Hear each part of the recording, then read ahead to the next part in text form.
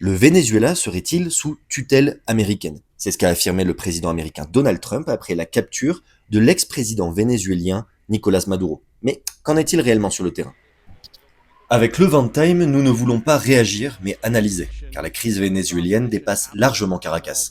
La situation touche la région entière et jusqu'au Groenland que Donald Trump a récemment menacé, évoquant son pétrole. Pour comprendre ce qui se joue, trois questions se posent concernant le Venezuela. Premièrement, Delcy Rodriguez incarne-t-elle un chavisme pragmatique?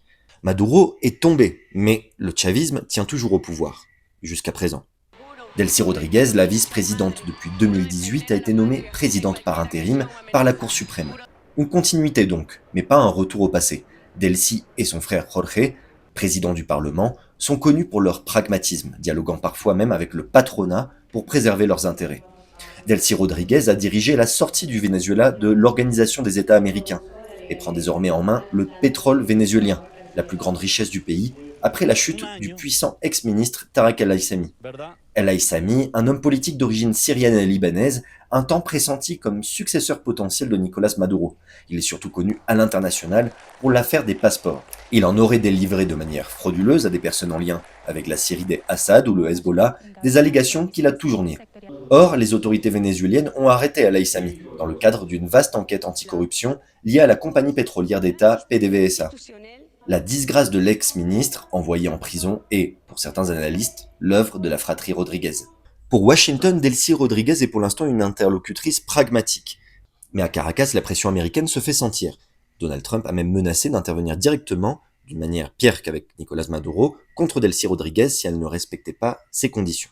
Deuxième question, Trump a-t-il abandonné l'opposition? Malgré l'espoir suscité par la chute de Nicolás Maduro, l'opposition ne sait pas vraiment sur quel pied danser.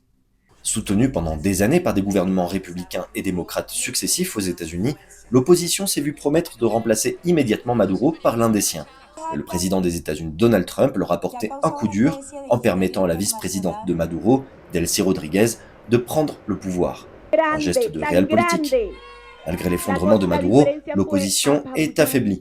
Plusieurs leaders de l'opposition, dont Maria Corina Machado, prix Nobel de la paix, et Edmundo González Urrutia, en théorie élu lors des élections d'août 2024, sont en exil ou emprisonnés.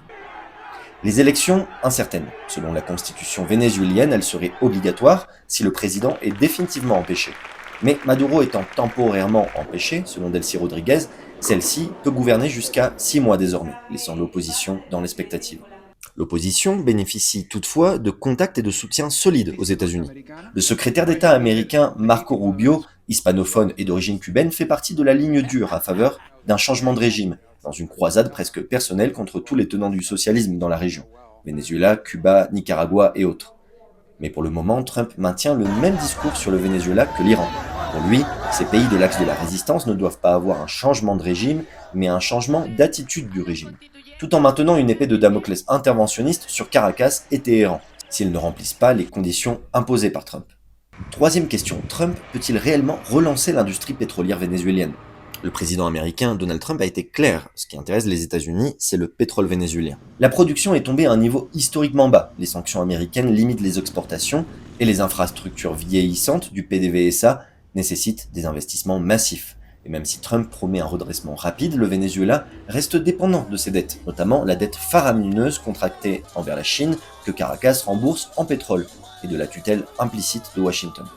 En résumé, le chavisme se maintient pour l'instant au pouvoir, négociant avec Washington. L'opposition reste affaiblie et le pétrole reste un enjeu stratégique.